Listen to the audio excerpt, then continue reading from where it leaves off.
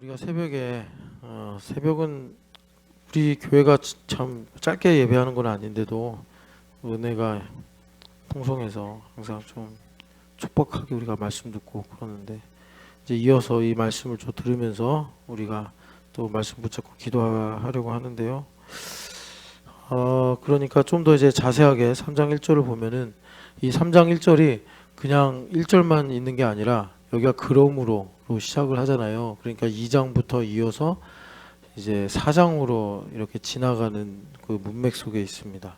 그래서 먼저 여기 보면은 예수님을 깊이 생각하라 하니까 이제 예수님을 우리가 주목을 해야 되는데, 그 예수님을 여기서 뭐라고 이렇게 소개하냐면 그 우리의 신앙 고백, 여기 믿는 도리라고 말씀하셨는데, 이 믿는 도리가 그러니까 쉽게 말하면 신앙 고백입니다. 내가 이제 하나님 말씀을 마음에 믿으면 입술로 고백이 되잖아요. 그래서 입술의 열매다 이러는데, 그러면서 이제 우리 삶의 말씀이 사실이 되고 능력이 되고 그렇게 되는 거예요. 나의 동의를 받으시고 일을 하시니까. 그래서 믿는 도리, 신앙 고백의 사도이시며 대제사장이시다. 신앙 고백의 사도이시며 신앙 고백의 대제사장이신 예수님을 깊이 생각하자, 이렇게 말씀합니다. 그래서 여러분, 우리가 사도라는 말은 보통 제자들한테 많이 썼는데 여기 보니까 예수님을 사도 그리고 대제사장 이렇게 말씀하고 있습니다. 그래서 새벽에 이 두 가지가, 그러니까 그 히브리서 구조를 이제 보면, 히브리서에서 우리에게 이제 믿음의 내용을 말할 때 대표적으로 12장 2절에 보면은 믿음의 주요 온전케 하시는 이렇게 이제 말씀하거든요. 예수님을. 그러니까 그 의역을 한 거라고 말씀을 드렸고, 이제 직역을 하면은 계시록 22장에 있는 말씀처럼 이제 시작이요 끝이시다, 이 말씀입니다. 시작이요 끝이시다, 예수님께서. 그래서 예수님을 이렇게 우리가 신앙 고백하는 것을 이제 주님이라고 우리가 부르는 거예요. 예수님께서 나를 속량하셔서 나의 인생의 주인 되셨잖아요. 그래서 예수님께서, 그러니까 이제 그 적용을 하자면 내가 태어나면서 죽을 때까지 다 예수님, 내가 가진 것의 시작과 끝, 내가 어떤 하는 일의 시작과 끝 다 예수님, 이렇게 되는 겁니다. 그래서 내가 예수님을 주님이라고 부르는 거는 뭐 달라고 그럴 때 주세요 주님 이렇게 하려고 주님이라고 부르는 게 아니고, 그게 전부가 아니고, 예수님을 내가 이제 어떤 걸 선택하고 어떤 걸 이해하고 또 어떤 걸 행동할 때 이제 기준으로 삼다, 이겁니다. 내 감정이 기준이 아니라, 내가 알고 있는 지식이 기준이 아니라 예수님께서 기준이 되시는 거예요. 예수님께서. 이렇게 놓고 이제 여러분들이 현실 속에서 크고 작은 일들을 선택할 때 이걸 그대로 이제 적용하려고 그러면 상당히 레디컬해질 겁니다. 왜? 일단 내 자유 의사가 없어져요. 나는 이렇게 느끼고 나는 이렇게 행동하고 그러는데, 예수님을 기준으로 생각하면 뻔하거든요. 뭐라고 하실지. 그러니까 이제 그런 것들이 내 피부에 와닿으면 사실 입술로 주여 주여 하는 이제 이런 우에 빠지기가 쉬워지죠. 여러분, 이 문제 되게 깊이 생각하셔야 됩니다. 지금 우리가 3장 1절을 새벽에도 보고 밤에도 보는데 간단한 문제가 아니니까 주님께서 이렇게 우리에게 듣게 하시는 거겠죠. 그래서 내가 화를 낼지, 내가 화를 참을지, 내가 이걸 할지 다른 걸 할지, 그때 예수님을 우리가 주님이라고 부르는데 이게 참 중요하단 말이에요. 그 주님이라고 부를 때 예수님을 이제 그 기준으로 삼는다. 내가 돈을 쓸지 돈을 안 쓸지, 돈을 어떻게 쓸지, 이런 것들.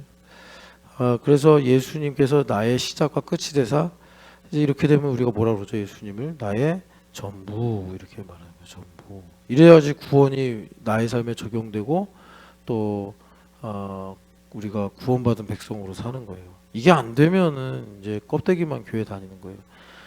아마 이거 지금 여기까지만 해도 오늘 아마 한 2-3시간 기도해도 부족할 거예요. 이 문제 놓고. 여러분들이 이거 주님은 뭐라고 하실까? 예, 그래서 여기 이제 사도다. 그럼 이제 이게 시작에 이렇게 이제 연결되겠죠. 그러니까 사도라는 게 여러분 이제 보냄을 받았다라는 겁니다. 보냄을 받았다. 예수님께서 우리에게 믿음을 주시려고 보냄을 받으신 분, 우리에게 오셔서 믿음을 주시는 분, 사도. 믿음이 뭔지를 가르쳐 주시는 분. 누구로부터요? 하나님으로부터. 우리가 이제 제자들은 사도라고 부르는 것은 예수님으로부터 그분들이 보냄을 받아서 이제 교회 역사에서 사도권 이런 게 있는데, 이 사도권이라는 거는 이제 12사도 마띠아까지, 물론 이제 그 바울 사도는 좀 이제 특별 케이스고요. 그래서 그 사도들의 신앙 고백, 그 신앙 고백 위에 교회가 세워진다. 이걸 사도권이라고 그래요. 그래서 요즘엔 조금 이제 한국 교회에서 조용해졌는데 신사도 운동이다 해가지고 막 맞냐 틀리냐 이런 말이 많았었는데, 이제 그런 분들이 좋은 의도긴 한데 약간 빗나가서 이제 자기가 사도처럼 교회를 새롭게 하겠다 뭐 이런 마음을 얘기한 건데, 그게 이제 아시겠지만 교회 역사상 사도의 시대는 끝났거든요. 근데 내가 또 사도다 이러니까 문제가 되는 거죠. 여하튼 간에 사도는 뭐냐? 나의 믿음에 테이핑을 하시는 분. 테이핑, 시작을 여시는 분. 하나님으로부터 오셔서 나에게 믿음이 이런 거다라고 가르쳐 주시는 분. 제사장은 뭐냐? 제사장은 이제 여러분 여기서도 중요하게 히브리서에서도 나오지만 성전에서 예물을 드리고 또 우리를 위해 중보하고, 그래서 그 믿음을 이루시는 분, 끝에 해당되는 거죠. 믿음을 이루시는 분, 완성하시는 분, 뭐 이렇게 생각하시면 됩니다. 그래서 예수님께서 우리 믿음의 시작과 끝이다. 사도요 대제사장이시다. 이렇게 이제 말씀을 하는 겁니다. 자, 그래서 그러면 이제 예수님을 이렇게 주인으로 고백하는, 이제 우리가 그렇게 고백을 하는 건데, 그럼 이제 그 우리라는 당연히 내가 포함되겠지만, 그러면 그 형제들이라고 나오잖아요. 형제들. 이 형제들이라고 말하는 정체성, 이 사람들의 정체성이 뭐냐, 이걸 우리가 좀 봐야 되는데, 그 위에 2장 11절을 보시면, 2장 11절 보시면 같이 읽어보겠습니다. 거룩하게 하시는 이와 거룩하게 함을 입은 자들이 다 한 근원에서 난지라. 그러므로 형제라 부르시기를 부끄러워하지 아니하시고. 아멘. 여기 나와요. 그러니까 형제들은 지금 여기 보니까 형제라고 부르는데, 뭐 성이 같으면 형제냐, 뭐 또 어떤 다른 조건이 있느냐? 유일한 조건이 뭐냐면 거룩이에요. 그런데 이제 우리가 거룩하면은 좀 뭐 내가 기도를 얼마나 하느냐, 뭐 내가 얼마나 죄를 안 짓느냐, 이제 이런 이제 귀납적인 느낌으로 거룩을 우리가 생각하기 쉬운데, 여긴 연역적으로 아예 근원이, 한 근원이다. 이제 하나님을 가리키는 거죠. 여기 되게 레디컬한 말씀이고 엄청 은혜로운 말씀이에요. 여러분들이 오늘 하루 어떻게 살았든 또 지난 날들 어떻게 지내왔든, 여기서 지금 주님께서 이 말씀 부르시면서 사실은 이제 현재 진행형으로 주님께서 우리를 형제라고 부르시는 거예요. 지금 이 말씀을 듣는 것은. 근데 나는 참 자격도 없고 부족하고 오히려 주님께 누를 끼칠 것 같은데, 주님께서 파격적으로 너가 어떤 조건이든, 마치 그 탕자의 비유에 나오는 첫째 아들과 둘째 아들의 그 차이처럼, 그러나 한 근원이기 때문에, 뭐 위에서 막 뭐가 뛰어다니는 소리가 나네. 뭐 우리랑 상관없는 거겠죠. 여하튼 그래서 그래요. 우리 유하는 기절했고, 그냥 이거 참. 근데 왜 올라가시려고 그런 거예요? 누가 있나? 저기서 떠드는 거예요? 그래서 뭐 시원이밖에 없는데 뛸래가? 시원이가 이렇게 소리가 큰가? 우리 예원이도, 야 근데 니네 중학생들인데 이렇게 파김치가 되면 고등학교 가서 어떻게 사냐, 얘네들 큰일 났네 이거. 그냥 예배 시간이라 좋은 거지 건강에 무슨 문제가 있거나 지금 기말고사 준비하는 게 힘들어서. 기말고사 중학교 때는 이거 아무것도 아니야 이거. 뭐 힘들다고 말하면 안 되는데, 그럼 대학 못 가는데. 대학 못 간다니까 이 정도. 안 갈래나 보네. 냅둬요. 자, 그래서 우리가 이제 한 근원에서 났기 때문에 거룩하다. 그래서 예수님께서 형제다라고 이제 부르신다고 여기 말씀하고 있습니다. 자, 그런데 이 형제들이 좀 더 이제 보충을 하면 여기에 하늘의 부르심을 그다음에 받은. 그래서 받은. 그래서 세 가지예요. 하늘, 부르심, 정체성을 이제 구성하는 요소가 받은. 그러니까 이제 하늘은 뭐냐면 여러분 그냥 저 스카이 하늘이 아니라 소속을 가리키는 하늘입니다. 소속. 그래서 여러분 오늘 이제 우리가 원래는 보통 이렇게 이제 전반부에 한 30분 기도하고 말씀 듣고 그 다음에 이제 남은 시간 기도하는데 오늘은 좀 이 말씀에 집중해서 기도하려고 기도를 이제 뒤로 쫙 미룬 거예요. 그러니까 여러분 말씀을 잘 듣고 성령 하나님께서 여러분들 각자에게 이제 최적화된 내용으로 믿음을 주시면서 기도하실 때 성령 하나님께서 기도를 이끌어 가시거든요. 그러니까 여러분 기도는요 우리가 막 소리 지르고 또 우리가 막 간절하게 하나님께 아뢰고 구하고 그래서 기도가 내가 하는 것 같은데 절대 그렇지 않아요. 기도는 성령 하나님께서 끌고 가시는 거예요. 우리 영과 더불어. 그러니까 여러분들이 영역이 있어야 돼요. 여러분 영역이 있어야 되는데 그 영역이 얼마나 있는지는 이제 기도할 때 드러나는 거예요. 기도할 때. 기도할 때. 자, 그래서 이 하늘 소속을 주님께서 말씀하시는 겁니다. 그래서 여러분 그 에베소서 2장 6절 보면은 뭐 제가 여러분들한테 이걸 다 하나하나 구체적으로 설명하기는 어렵고 이제 성령 하나님께서 여러분들 안에 역사하실 거니까 자 2장 6절 읽어보겠습니다. 또 함께 일으키사 예수 그리스도 안에서 함께 하늘에 앉히시니 아멘. 그러니까 우리가 원래 2장 1절 보니까 허물과 죄로 죽어가지고 그 2절 보면은 이제 세상의 풍조를 따르고 공중권세 잡은 자를 따르고 불순종의 아들들 가운데 역사하는 영에 끌려다녔다. 그래가지고 흑암 소속이 돼서 내 맘대로 살고 내가 최고라고 생각하고 나를 위해 살았다 이 말이에요. 이게 끔찍한 게 뭐냐면 나는 내가 사랑하는 사람을 위해 사는 줄 알았는데 흑암에 갇혀 있으면 그것도 역시 그 사람을 소비하면서 나 자신을 위해 사는 거구나. 내가 정말 진실로 그 사람을 위해 살고 싶으면 너무나 끔찍한 결과죠. 그래가지고 주님께서 이렇게 우리가 흑암에 갇혀 있었는데 이제 예수님께서 우리를 구원하셔서 여기 보면 함께 살리시고 그죠? 5절에 함께 살리시고 허물로 죽은 우리를 함께 살리시고 그리고 함께 일으키시사 어떻게 했어요? 우리의 소속. 여기 소속입니다. 여러분들이 난 지금 교회 다니면서 땅에 사는데 왜 2장 6절에서는 하늘에 나를 앉히셨다라고 하시지? 라고 하면 그러면 이 말씀은 지금 나에게 어떻게 적용되나 약간 애매할 수 있는데 하늘에 앉히셨다는 거는 정말 예수님처럼 보좌 우편에 우리가 있다 이 얘기가 아니고 이제 소속이 하늘이다라는 것입니다. 그래서 하나님께서 소속을 하늘로 바꾸셨다. 그래서 여러분 그 소속감이 분명하셔야 돼요. 예. 그러니까 이런 것들은 여러분 이제 우리 마음 깊은 곳에 있는 내용이잖아요. 잘 안 드러나요. 그리고 내가 그냥 교회 다닌다, 뭐 내가 교회에서 봉사한다, 뭐 이제 이런 정도로 내가 느끼고 사는 건데 이제 민감한 상황. 그러니까 민감한 상황을 성경적으로 말하면 죽느냐 사느냐 이런 기록, 뭐 감정적인 것이든 뭐 기준이든 간에 그런 이제 상황 속에서 내 소속이 뭐냐 이런 것들이 이제 드러나는 거죠. 이 앞에 일렬들이 다 작아지고 언젠가 발로 찰 것 같아.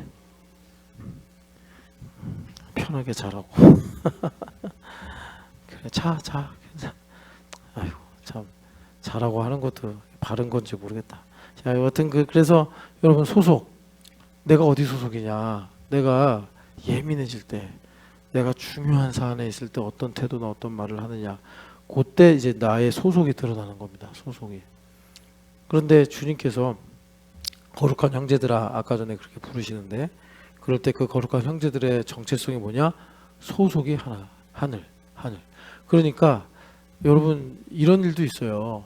이렇게 교회 다니는 거 보면은 아유 한심하다. 저래가지고 어떻게 하나님께 복 받냐. 이제 이런 안타까움이 들었는데 결정적인 순간에 당연한 듯이 소속을 하늘로 가는 사람도 있어요. 하늘에 속한 말, 하늘에 속한 기준과 이치를 갖고 말할 때 보면 야 역시 구원 하나님 하시는 거구나. 저 사람은 틀림없이 하늘 소속이겠지. 그러니까 주변 사람들은 다 보면 뭐 저 언니, 저 오빠, 저 형제, 저 자매 당연히 하늘 소속이지. 본인도 아마 약간 그렇게 느끼고 있을 거예요. 그런데 결정적인 순간이 되면 땅의 말, 땅의 기준, 땅의 가치, 땅의 생각 이런 걸로 말하더라라는 것입니다. 여러분 이 밤에 하나님 저는 소속이 하늘입니다. 하늘의 소속을 여러분 믿음으로 구하시기를 축복합니다. 이 부르심은 신학적으로 유효한 부르심 이런 이제 표현이 있어요. 유효한 부르심. 그러니까 하나님의 구원의 역사를 설명하는 용어인데 이게 우리는 불러도 대답 없는 이름이요 그러잖아요. 불렀는데 대답도 없고 예원아 불렀는데 대답도 없잖아요. 유아야 불렀는데 대답도 없잖아요. 어떻게 저렇게 잘 수가 있지? 원래 유아는 근데 초등학교 때도 저랬어요. 기억이 나네. 쟤는 10시면 엄청 잠이 오는 것 같아. 새벽형 인간인가? 하여튼 간에 저는 불러도 뭐 대꾸도 없고 근데 우리 하나님은 전능자시라 부르시면 그게 이제 이펙티브 유효합니다. 어둠에서 빛으로 나오게 하시고 죽은 자를 살리기도 하시고 약한 자를 강하게 하시는 유효한 부르심이다. 우리는 부르는 건 그냥 부르는 걸로 끝나는데 우리 하나님은 그 부르는 것에 모든 것이 걸려 있다. 그래가지고 우리가 그 새벽에 한번 들었는데 다시 한번 보시면 로마서 8장 가볼까요? 그래서 로마서 8장 여러분 잘 아시는 것처럼 어떤 사람은 합력하여 선을 이룬다고 그러죠? 부르심을 입은 사람 이렇게 말씀하죠. 8장 28절 같이 읽겠습니다. 우리가 알거니와 하나님을 사랑하는 자 곧 그의 뜻대로 부르심을 입은 자들에게는 모든 것이 합력하여 선을 이루느니라. 아멘. 오늘 기도하시면서 여기까지만 가셔도 여러분 아주 참 복 많이 받은 겁니다. 하나님의 부르심은 유효한 부르심이구나. 그래서 어떻게 한다고요? 나의 삶을 합력하여 선으로 이끌어 가시는구나. 그러니까 내 삶에 보면 틀린 거, 또 뭐 실패한 거, 또 안타까운 거, 뭐 정말 뭐랄까 또 넘어진 거, 뭐 많을 거 아니에요. 그런데 중요한 건 내가 몇 점이냐, 내가 몇 개를 맞췄냐, 얼마나 잘했냐가 아니라 하나님 나를 부르셨냐, 안 부르셨냐. 이게 게임 체인저가 된다는 거예요. 날 부르셨냐 안 부르셨냐. 그러니까 우리 예배가 얼마나 복된 거예요? 경섭이도 불렀으니까 온 거예요. 경섭이도. 그래서 경섭이 인생에 더딘 것도 있고 잘된 것도 있고 후회되는 것도 있고 또 틀린 것도 있겠죠. 사람이니까. 그런데 어떻게 된다고요? 하나님의 부르심이 믿어지면 우리에게 합력하여 하나님의 영광을 위하여 선이 되더라라는 것입니다. 그래서 이제 29절, 28, 30절 같이 읽어보겠습니다. 하나님이 미리 하신 자들을 또한 그의 아들의 형상을 본받게 하기 위하여 미리 정하셨으니 이는 그런 많은 형제 중에서 맏아들이 되게 하려 하심이니라. 아멘. 이게 이제 하나님 예정이에요. 예정. 하나님의 예정에서 하나님 예정이 이제 우리에게 실제로 어떻게 나타난다고요? 예정은 우리가 알 수 없잖아요. 그런데 이제 나중에 우리가 믿음으로 이제 깨닫고 보는 건데 그 미리 정하신 자들을 주님께서 부르시고 이게 부르심으로 가는 거예요. 그래서 이 부르심은요. 여기 이제 30절 같이 읽어보겠습니다. 또 미리 정하신 그들을 또한 부르시고 부르신 그들을 또한 의롭다 하시고 의롭다 하신 그들을 또한 영화롭게 하셨느니라. 아멘. 보니까 예정, 미리 아신 바, 부르심, 그리고 의롭게 하심. 뭐 우리는 보통 이걸 칭의다 뭐 이렇게도 하는데 하여튼 의롭게 하심. 그리고 이제 영화롭게 하심. 하나님 우리를 통해 영광을 받으시는 거죠. 이 네 가지가 다 하나예요. 구원이라는 걸로, 뭐 혹은 은혜라는 걸로 다 하나예요. 이제 중첩입니다. 시간을 넘어서 하나님 일하시는 거기 때문에. 그래서 이제 여기서 꼭지가 뭐겠어요? 지금 우리가 이제 본 대로 부르심이에요. 그래서 예배가 그렇게 복된다니까요. 부르신 곳에서 뭐 한다고요? 그 찬양 가사 두 가지였는지 물론 말씀 묵상하다 했겠지만 부르신 곳은 난 예배 안 해. 나 예배한 거 왜 예배한 거? 시간이 많아서 뭐 내가 뭐 잠이 안 와서 아니에요. 신집사님 여기 올 때 파김치였어요. 얼마나 회사가 힘든지. 근데 저렇게 초롱초롱하게 얼마나 눈동자 예뻐요. 초롱초롱하게 예배하잖아. 부르심 하나님 불렀기 때문에. 안 부르셨으면 뭐 피곤하니까 여기 아현역에서 내려가지고 저기 어디야 집에 가서 자고 있겠죠. 안 부르전도 부르셨으니까. 니베타는 안 부르셨으니까 집에 가서 쿨쿨 자는 거. 샤이니한테 그랬어요. 야 엄마 어디 갔냐? 집에 갔어요. 가서 할 일도 없는데 왜 갔냐? 그러게요. 우리 샤이는 하나님 부르셨으니까 여기 있는 거예요. 여러분 부르신 자리에 항상 계시기를 축복합니다. 그 부르신 곳에 하나님의 예정하심이 있고 부르신 가운데 하나님께서 우리를 이롭게 하시며 우리를 통해 영광 받으신 하나님의 놀라운 일들이 이루어지는 줄을 믿습니다. 마지막으로 이제 우리 정체성에 관한 거 하나만 더 보면 받은, 이 받은이 이게 참 이제 번역하는 가운데 약간 이제 놓치기 쉬운 건데, 이게 다른 성경에서는 참여한다 이런 표현으로 많이 번역되는데 지금 여기서는 받은 이렇게 나왔어요. 여러분 여기 3장 1절로 다시 가보시면 3장 어디를 보시면 이 말씀이 또 나오냐면 3장 9절인가? 아닌데? 잠깐만요. 이 받은 3장 1절 했고 3장 14절 같이 읽겠습니다. 우리가 시작할 때 확신한 것을 끝까지 견고히 잡고 있으면 그리스도와 함께 참여한 자가 되리라. 아멘. 여기 그리스도와 함께 참여했다. 쉐어링했다. 이거예요. 그러니까 우리가 어떻게 형제들이라는 말의 정체성이 뭐예요? 하늘의 소속이요. 또 하나님께 그 유효한 콜링을 받은 사람들이요. 그래서 뭐가 되는 거예요? 하늘의 쉐어. 하늘을 공유하는 사람들. 쉐어링하는 사람들. 쉐어링하는 사람들. 이게 되게 중요해요. 쉐어링. 그래서 여러분 그 히브리서에서 이걸 되게 강조하고 있는데, 그런데 또 이제 다른 뭐 빌립보서 이런 데 가면 또 참여하는 게 나와요. 빌립보서 3장 10절 보면은 고난에 참여함을 알고, 거기서는 참여가 이 단어가 아니고 코이노니아입니다. 코이노니아. 그러니까 코이노니아는 뭐냐면 나의 고난이 예수님의 고난이구나. 이걸 내가 깨닫는 거예요. 깨달아서 기뻐하고 즐거워하는 거예요. 그게 이제 고난의 코이노니아고, 여기서 참여한다는 거는 내가, 그러니까 영어 성경 보면 파테이커라고 번역이 되어 있는데, 그러니까 내가 하늘의 일부를 상속하여 공유하고 있다 이렇게 보시면 돼요. 그래서 하늘의 삶을 살아가는 거죠. 다시 한번 여기 보면은 6장 4절에 한번 보시겠어요? 6장 4절 보면 같이 읽어보겠습니다. 한번 빛을 받고 하늘의 은사를 맛보고 성령에 참여한 바 되고. 아멘. 여기서 참여하다가 바로 이 쉐어링인데 이게 좀 충격적이에요. 저는 그래서 오늘 묵상하다가 이걸 읽고서 야, 이거 말씀이 상당히 날카로운데 이 생각을 한 게, 성령에 참여한 바가 뭘까요? 이 교회의 지체가 되었다는 거예요.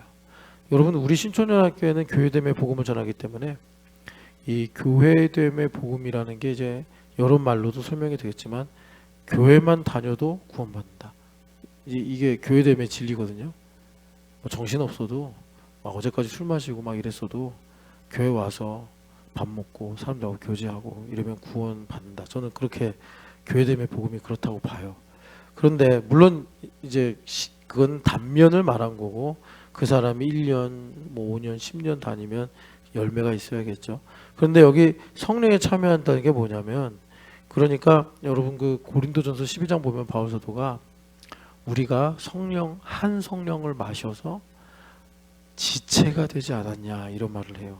그러니까 여기 성령에 참여했다는 게 뭐냐면, 내가 교회 몸이 돼서 봉사를 하든 뭐 예배를 드리든 뭐 교제를 하든 뭘 하든 간에, 그래서 내가 이 공유한 그 일이 있는 사람이에요. 그런데 그런 사람도 마음을 완고하게 먹어버리면 이제 뭐 이 다시 그 6절에 보면 다시 새롭게 하여 회개하게 할 수 없다라는 말씀이 영 끝난다 이런 말씀은 아니지만 이제 좀 범주가 있어요. 이 말씀은.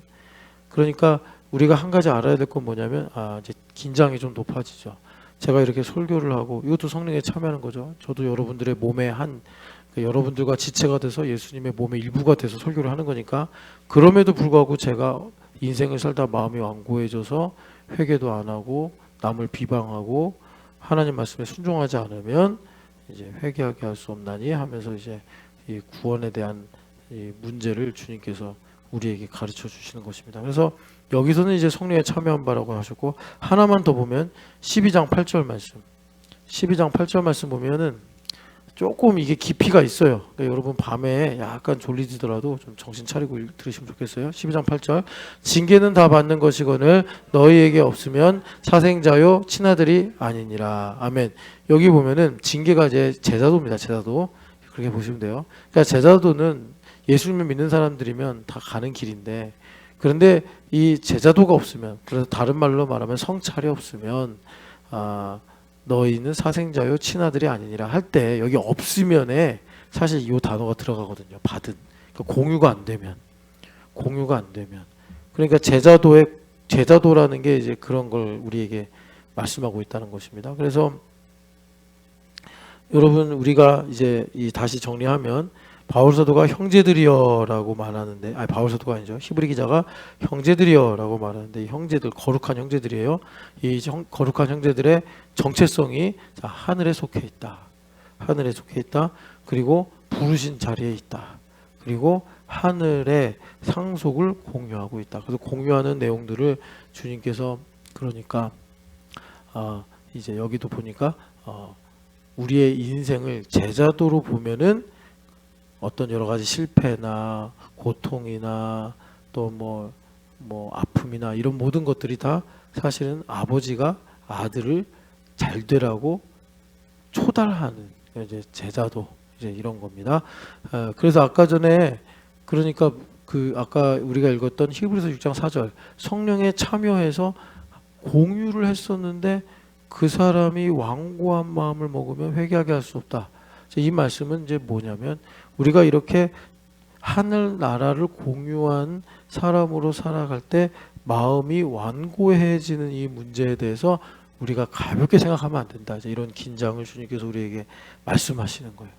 그러니까 우리 마음이 완고해지는 거 여러분들이 단박에 무슨 배교를 하거나 아니면 정말 모든 걸 다 뭐라 그럴까 여러분들이 교만해지거나 이러지는 않을 거고 이제 완고해지는 게 뭐냐면 뭐라 그럴까 단정 내리고 이런 겁니다. 여러분들이 그런 것들에 대해서 상당히 우리가 이제 민감하게 반응해야 된다라는 것을 우리에게 말씀하는 거고.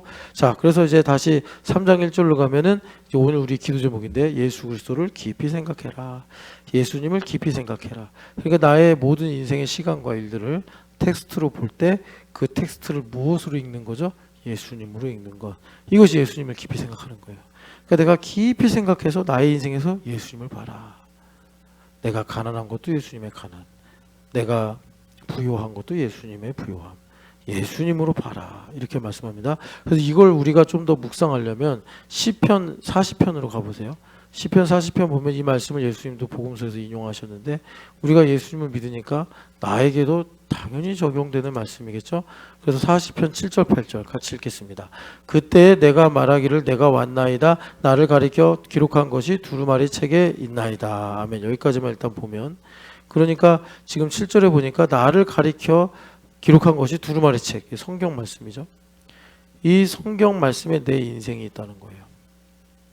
믿음의 눈이 열리면 이제 보인다는 겁니다. 아니 어떻게 목사님 2000년 전에 그리고 모세오경 같은 경우는 BC 1500년 전에 쓰여진 책이니까 이거하고 나하고 무슨 상관이 있습니까? 근데 믿음의 눈이 열리면 자 성령 하나님께서 우리에게 감동을 주셔서 그러니까 여러분 예수님을 안다. 이게 뭐겠습니까?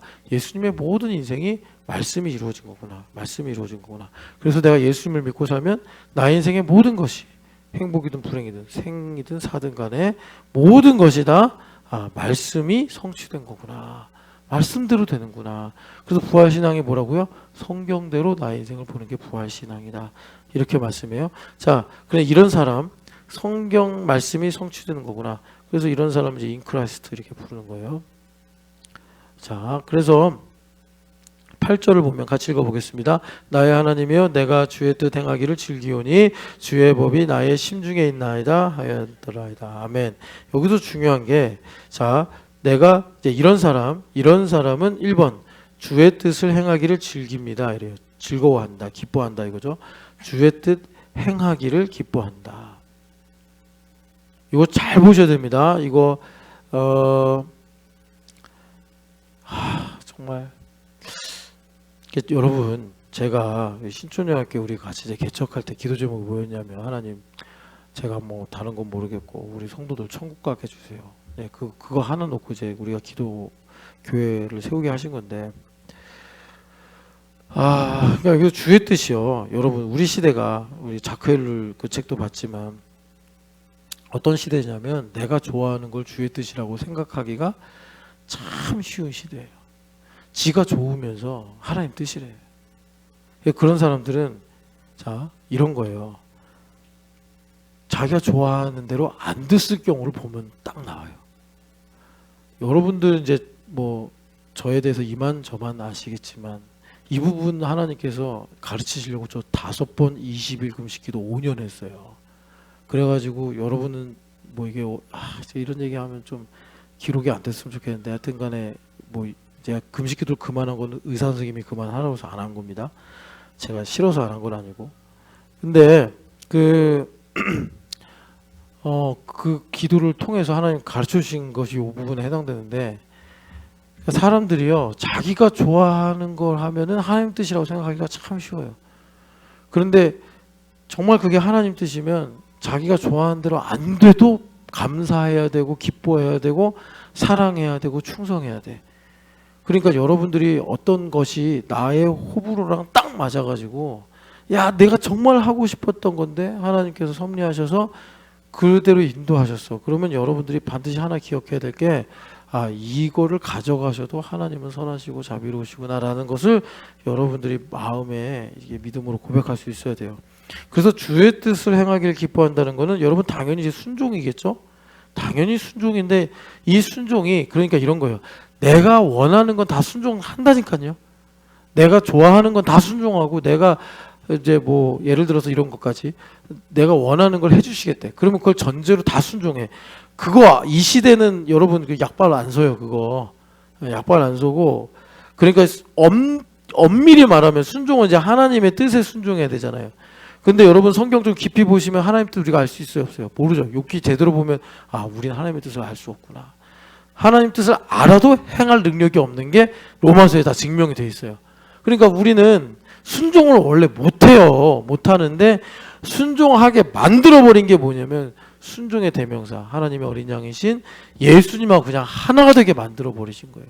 그러면 내가 몰라도 능력이 없어도 순종을 할 수밖에 없는 거예요. 그게 뭐죠? 교회됨이에요. 예수님하고 한 몸 되게 만든 게 교회됨이니까요. 교회됨이 뭐예요 여러분? 이거 잊어버리시면 안 돼요. 머리 몸이에요. 교회 10년 다니면 교회됨 아니고 장로 되고 교회됨 아니에요. 은사 받아서 교회됨 아니에요. 머리와 몸이에요. 머리와 몸. 머리와 몸이 돼서 순종이 되는 거예요. 싫어도 순종이 된다니까요. 좋아도 순종이 되고. 그래서 좋아서 순종이 됐을 때 영광 가로채지 않고 싫다고 해서 도망가고 내빼가지고 순종이 안 되는 게 아니라 끌려가서 순종이 되고. 이게 이 말씀의 의미예요. 내가 주의 뜻 행하기를 즐기오니. 그러니까 많은 분들이 자기가 좋을 때 순종 다 돼. 자기가 좋을 때는 교회됨 된다고 해. 그런데 이제 주님께서 가르치시는 거 이 사람 제대로 쓰려면 네가 싫어하는 것도 순종해봐. 네가 싫어하는 것도 감사해봐. 주님 그렇게 말씀하실 때 대부분 다 참 희한해요. 모든 진짜 그 요즘에 트럼프가 만들려고 하는 골든 도민가 하여튼 뭐 그 있잖아요. 방어 미사일 체계 그것처럼 온 방어 체계를 다 동원해 가지고 싫다 안 된다 막 여러분 이거 정말 중요합니다. 구원받는 문제에 있어서. 그래서 주의 뜻 행하기를 기뻐한다. 이건 사실 뭐예요? 오늘 저녁을 이제 2층에 내려갔는데 뭐 마땅하게 뭐 이렇게 요리를 하는 사람이 없었나 봐 오늘 저녁엔. 그러니까 어제 한 밥인 것 같아요. 밥이 딱딱한 거 보니까 어제 한 밥이거나 밥을 한 사람이 밥을 잘못했거나 둘 중에 하나. 근데 상당히 딱딱했어요 밥이. 그리고 보니까 이제 어제 한 짜장 그거 데펴가지고 하고 계란국은 이제 당장 좀 끓인 것 같고 커리는 그제 한 커리인가 그러면 그제 그 저기 박효진 집사 만든 커리.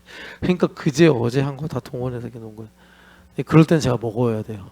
맛있는 거 많을 때는 안 먹어도 되는데 먹는 거죠. 그런데 제가 그걸 먹으면서 야 진짜 그 뭐예요? 그 요즘에 제일 비싼 거 뭐죠? 그 오마카세 먹는 것보다 더 만족하면 이게 된 거예요. 뭐야 이거 어제 먹던 카레 아니야? 이거 밥은 왜 이렇게 딱딱한 거야? 그러면 내가 이거 교회됨 없는 거예요. 여러분 이렇게 교회됨의 분명한 기회 또 믿음의 고백 하시기를 축복합니다. 두 번째 지금 요거 지금 우리가 나의 인생을 그리스도라는 텍스트로 읽어야 되는데 이것 때문에 지금 하는 거예요. 어떤 사람이 읽을 수 있다고요? 뭐 머리 좋은 사람 아니에요. 주의 뜻 행하기를 기뻐하는 사람. 주의 뜻 행하기를 기뻐하는 사람이 이제 나의 인생을 그리스도로 읽을 수 있다. 그게 뭐냐? 지금 제가 상당히 좀 여러분 레디컬한 말씀 드린 거예요. 그 다음에 두 번째는 뭐냐면 여러분 이제 여기 40절 40편 7, 8절이다 8절에 나오는 것처럼 주의 법이 나의 심중에 있나이다. 주의 법, 이 말씀이죠. 율법. 주의 법이 나의 심중에 있나이다. 이건 우리 교회가 많이 들었던 말씀인데 새 언약에 관한 말씀이죠. 그래서 예레미야 선지자가 이 유다는 왜 멸망하는가? 그럼 유다가 멸망하는데 하나님 선하신가? 뭐 이런 것들을 신학적으로 고민하고 기도하고 하면서 마침내 하나님께 받은 말씀이 뭐냐면 내가 너희들 마음과 생각에 내 법을 기록하겠다. 이렇게 말씀했어요. 자, 벌써 이제 12시 10분이 다 돼가는데 여기까지만 하고 기도하려고 하는데 자, 뭘 보시냐면은 자, 히브리서 10장 좀 빨리 볼게요. 이거 이제 중요하니까 여러분 기도하셔야 되니까 히브리서 10장 15, 16절 같이 읽겠습니다. 히브리서 10장 15, 16절 같이 읽을게요. 15, 16절 또 한 성령이 우리에게 증언하시되 주께서 우리 이르시되 그날 후로는 그들과 맺을 언약이 이것이라 하시고 내 법을 그들의 마음에 두고 그들의 생각에 기록하리라 하신 후에 17절도 있죠. 또 그들의 죄와 그들의 불법을 내가 다시 기억하지 아니하리라 하셨으니 아멘. 자, 그러니까 마음과 생각에 하나님께서 율법을 기록하신다는 게 뭐냐면 그러니까 여러분 이 말씀은 지금 예레미야서 31장 말씀 인용한 거예요. 하나님께서 이스라엘 사랑하셨잖아요. 그래서 여호수아 때부터 그 이제 마지막 왕 시드기야 왕까지 하나님께서 용서하시고 구원하시고 용서하시고 구원하시고 이걸 계속했는데도 점점점 여러분들 그 이제 열왕기서나 이런 걸 보면은 이스라엘 백성이 점점점 이제 악해지죠. 점점점 악해져요. 하나님께서 자비를 주시는데도 불구하고 그래서 하나님께서 이제 계속 그런 이스라엘의 불순종과 반역에 대해서 포기하지 않으시고 자신의 사랑을 계속 나타내시는데 이제 하나님께서 그런 정말 힘들고 정말 뭐랄까 절망적인 순간에 무슨 말씀하시냐면 마치 아하스 왕이 내가 징조를 구하지 아니하겠나이다. 그게 믿음의 고백이 아니라 하나님 간섭 마세요. 저 잘 살고 있어요. 이제 이런 얘기잖아요. 그러니까 얼마나 악한 말이에요. 차라리 뭐 이렇게 악한 말을 하면 표면적으로 그러면 혼내기라도 하면서 하나님 말씀 전하겠는데 교양을 떨면서 저 잘 지내요.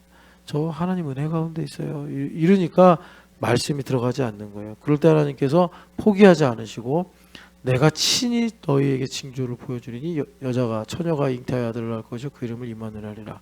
그 위대한 예수님의 그 성령으로 잉태되는 그 말씀이 예언이 된 거예요. 임마누엘의 말씀이. 그것처럼 하나님께서 지금 유다가 이제 멸망하기 직전인데 예레미야 선지자 이 선지자를 통해서 하나님께서 말씀하시는 게 뭐냐면 내가 너희 체질을 완전히 이제 바꿔버릴 거야. 그 얘기 하시는 거예요. 니들이 지금까지 이제 그 원래 가지고 있는 체질로 하나님 말씀 지켜보려고 했고 회개도 많이 했고 뭐 몸부림도 쳐봤고 뭐 너희들 그렇다고 뭐 고생 안 해본 것도 아니고 다 해봤는데 계속 고질병처럼 재발되지 않냐. 여러분 지금 요즘 물가 3%죠. 이게 지금 인플레이션이 체질이 돼가지고 계속 병이 나는 거래요. 이거 되게 심각한 거라고 하더라고요. 여러분 돈 저축하셔야 돼. 너무 참 그러니까 소비하지 말라고 그러면은 또 다른 사람들이 피해보고 또 소비를 하자니 또 여러분들 손해고 참 이게 우리가 자본주의 안에서 이거 이럴 수도 없고 저럴 수도 없고 성령 하나님의 인도하심을 따라가야 되는데 체질이 바꿔야 돼. 체질. 이 체질이 바뀌어지는 게 뭐냐? 우리 마음과 생각에 이제 딱 하나님의 법이 들어가는 거예요. 근데 여러분 되게 중요한 게 예레미야 선지자가 이 말씀 받았잖아요. 예레미야 선지자가 어떻게 이 말씀 받았죠? 내 마음에 금강석 철필로 기록이 된 죄를 발견하고서 이 말씀 받았어요. 그러니까 성경 보면은 하나님께서 우리에게 구원의 은혜를 베푸시고 새 일을 행하실 때 보면 죄를 추구를 하세요. 이게 신학에서 되게 중요한 주제인데 이거를 신학적으로는 가르치고 신학교에서 논하면서 사실 성도들의 삶에는 이거를 적용을 못해요. 로마서에서 그 문제 다루거든요. 그래서 바울 사도가 죄를 짓자는 얘기는 아니다 이러면서 예수님과 연합을 강조하시는데 그러니까 여기서도 마찬가지예요. 우리 마음과 생각에 하나님께서 법을 기록하시는데 그럼 내가 뭔가 인지가 돼야 되고 동의가 되고 사모함이 있어야지 주님께서 나와 함께 더불어 그 일을 이루시는데, 근데 중요한 건 뭐냐면 내가 그걸 어떻게 인지하고 깨닫게 되느냐. 내 마음의 슬픔이란 죄가 금강석 철필로 기록이 돼서 내가 아무리 감사일기 1000개를 쓰든 1001을 쓰든 이 슬픔의 문제가 벗겨지지 않는구나. 왜? 금강석 철필 끝으로 내 마음에 기록이 돼서. 예레미야 17장에 나오잖아요. 그래서 자고새 같이 산다 이러잖아요.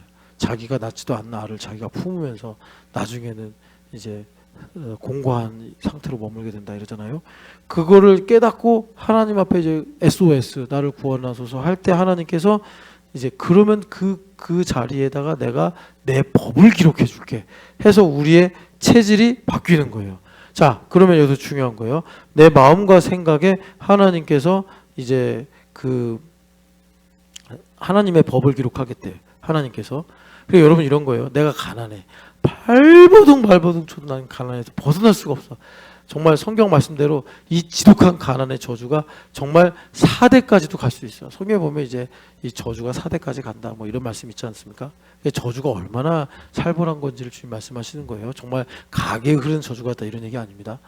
그런데 주님께서 이제 내가 에스겔에서 18장 말씀처럼 하나님 말씀을 깨닫고 믿기로 결심하고 나는 부요한 자야, 하나님의 상속자야, 이렇게 내가 딱 결단을 해버리면 하나님께서 내 마음에다가 가난이라는 이 글씨를, 이 저주를 예수 그리스도의 보혈로 지우시고 부요한 하나님의 상속자, 이 법을 기록을 하시는 거예요. 그래서 내가 인격이 바뀌고 체질이 바뀌고 영이 거듭나는 이런 놀라운 일들을 주님께서 이루어주시는 것입니다. 그 일을 어떻게 하느냐, 이게 말씀이 법이 내 안에 기록이 되는 거예요. 자, 요한복음 14장 가보겠습니다. 요한복음 14장 가면 예수님께서 그래서 고별 설교를 3장에 걸쳐서 길게 하시는 건데 14장 25, 26절 같이 읽겠습니다. 자 25, 26절 내가 아직 너희와 함께 있어서 이 말을 너희에게 하였거니와 보혜사 곧 아버지께서 내 이름으로 보내실 성령 그가 너희에게 모든 것을 가르치고 내가 너희에게 말한 모든 것을 생각나게 하리라. 아멘. 그러니까 성령 하나님께서 우리 안에 오셔도, 자 여러분 우리가 교회가 되어 살아가요. 그럼 성령 하나님 내 안에 계시다라는 그 리얼리티입니다. 그러면 성령 하나님 내 안에 오셔도 그냥 가만히 계시는 게 아니라 뭐 하시냐면 내 마음과 생각에 법이신 예수 그리스도를 생각나게 하시고 깨닫게 하시고 믿게 하시더라라는 것입니다. 그래서 내 마음과 생각에 법을 기록하겠다는 것이 보혜사 성령 하나님께서 우리 안에 오셔서 이루어진 거예요.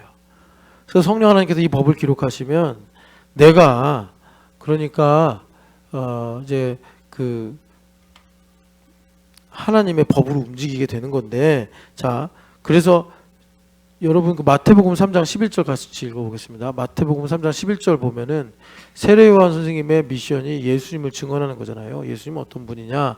3장 11절 같이 읽겠습니다. 나는 너희로 회개하기 위하여 물로 세례를 베풀거니와 내 뒤에 오시는 이는 나보다 능력이 많으시니 나는 그의 신을 들기도 감당하지 못하겠노라. 그는 성령과 불로 너희에게 세례를 베푸실 것이요. 아멘. 그러니까 성령으로 우리가 세례를 받으면, 내가 교회가 되어 살아가면 어떤 일이 생기느냐?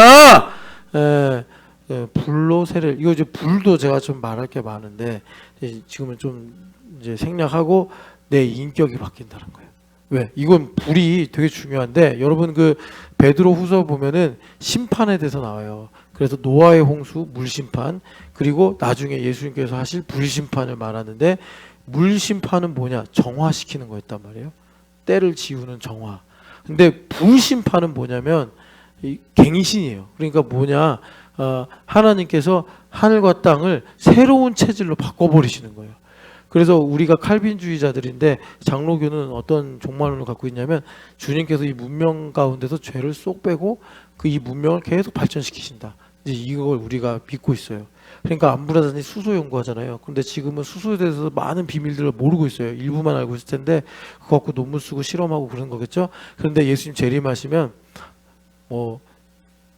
딱 이게 맞는 말은 아니지만 하나님께서 죄를 없앤 가운데서 수소 연구를 할 수 있는 거고, 아니면 다른 걸 또 연구할 수 있는 거고, 피조물 가운데 이런 것입니다. 그래서 불은 뭐냐면, 물은 지금 여기 세례요한으로 대표되는 물은 정화, 정결케 하는 거라면 불은 풀무와 같이 연단함으로 우리를 새로운 체질로 바꿔버리는 거예요. 그래서 찾진 않겠지만 요한복음 3장에 그렇게 성령으로 세례를 받아 거듭나는 것을 이제 예수님께서 말씀하실 때 그게 가능합니까? 인간이 변하는 게 가능합니까? 그걸 예수님께서 너가 이스라엘 선생인데 이런 말 하시면서 왜 모르냐 그렇게 질문하시죠.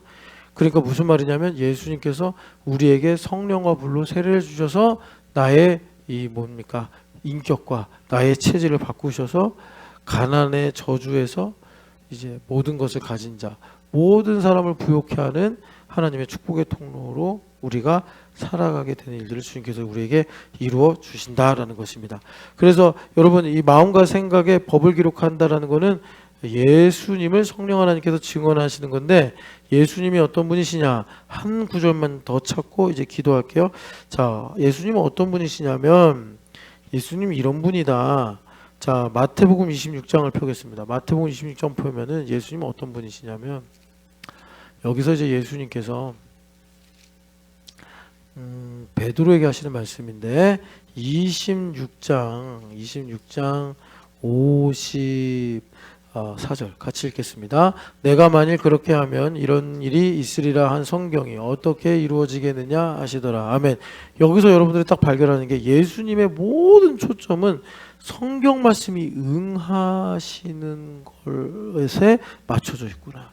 그래서 지금 베드로가 칼을 꺼내가지고 말고의 귀를 쳤는데 예수님께서 말고의 귀를 다시 붙여주시면서 내가 로마 군대보다 더 많은 천사들을 데리고 올 수 있다. 근데 그렇게 안 하는 이유가 뭐냐면 성경을 이루기 위함이다. 그러니까 예수님 어떤 분이에요? 성경을 성취하신 분이에요. 아버지의 뜻을 이루신 분이에요. 그래서 예수님은 심지어 이 순간조차도 너가 계속 이러면 내가 어떻게 성경을 이루냐. 주님 그렇게 그 자신의 심정을 말씀하시는 거예요. 요한복음 19장 가보세요. 요한복음 19장 가면은 예수님께서 지금 막 십자가에 달리신 지 6시간 거의 다 됐을 시점이에요. 그러니까 뭐 이성적으로나 뭐 판단력이나 이런 게 지금 정상이 아니실 텐데 자 28절 같이 읽어보겠습니다. 그 후에 예수께서 모든 일이 이미 이루어진 줄 아시고 성경을 응하게 하려 하사 이르시되 내가 목마르다 하시니 아멘. 그러니까 예수님께서 지금 정신이 혼미하셔요. 너무 힘들어요. 6시간 동안 여러분 피 다 흘리시고 내장은 다 파열돼 가지고 막 속에서 피가 이제 그렇게 뭐라 그럴까 하여튼 간에 피가 계속 쏟아지고 하고 있는 상황에서 예수님께서 여러분들 인생 좀 힘들고 슬프고 이러면 정신없잖아요. 자기 생각만 하고 어떻게 하면 내가 이걸 면할까 이런 생각만 하는데 예수님 여기서도 조차 성경을 응하게 하실 생각밖에 없는 거예요. 그래서 시편 22편의 말씀을 인용하시면서 69편을 인용하시면서 내가 목마르다 이 말씀 하시는 거예요.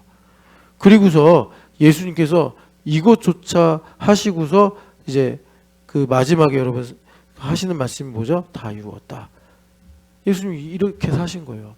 그러니까 자 1번 이래야지 우리가 한 사람 한 사람 더 구원받는 거고 2번 그래야지 우리가 예수님을 믿어서 어떻게 되는 거죠? 내 인생을 말씀으로 보는 거고 내 인생을 예수님으로 봐서 나 인생이 과연 부르심에 의해서 하나님의 말씀이 성취된 인생이구나.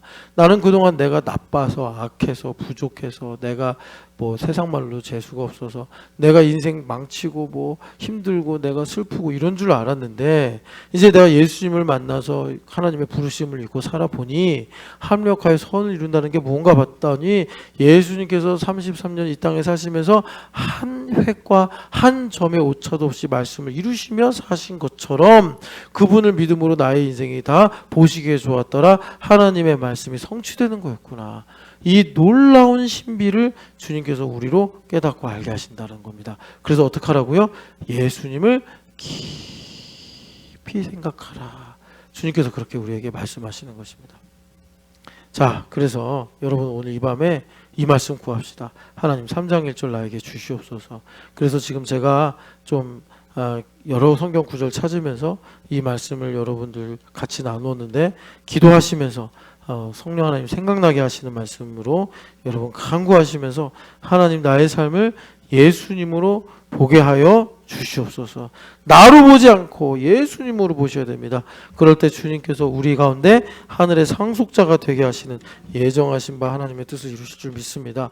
우리 예수 안에 우리 찬양하면서